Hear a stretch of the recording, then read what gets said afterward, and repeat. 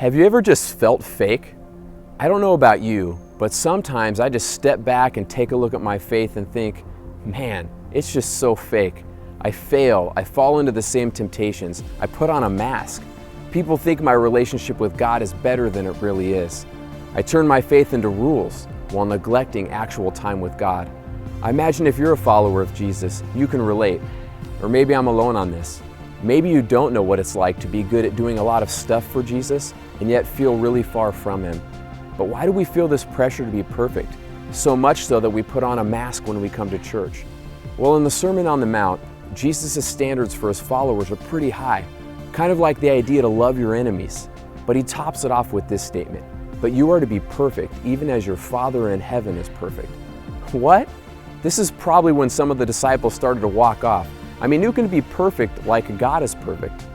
But I think maybe you can see why we feel the pressure to be so polished.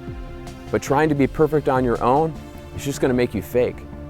Jesus started out the same message saying this, "God blesses those who are poor and realize their need for Him, for the kingdom of heaven is theirs."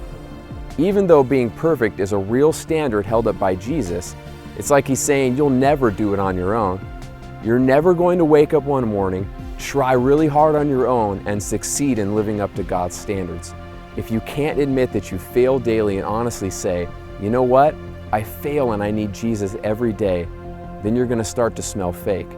And if we get serious about this, we will pray to God like He is really God, like we need Him every day. And then if I can encourage you to make your prayer the first response when you fail, rather than to avoid God, how about we agree to run to Him? Because the real goal is to be with Jesus. The result is to be more like Him.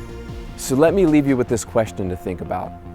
As a Christian, is it easier for you to try and follow the rules or to spend time with Jesus? Why?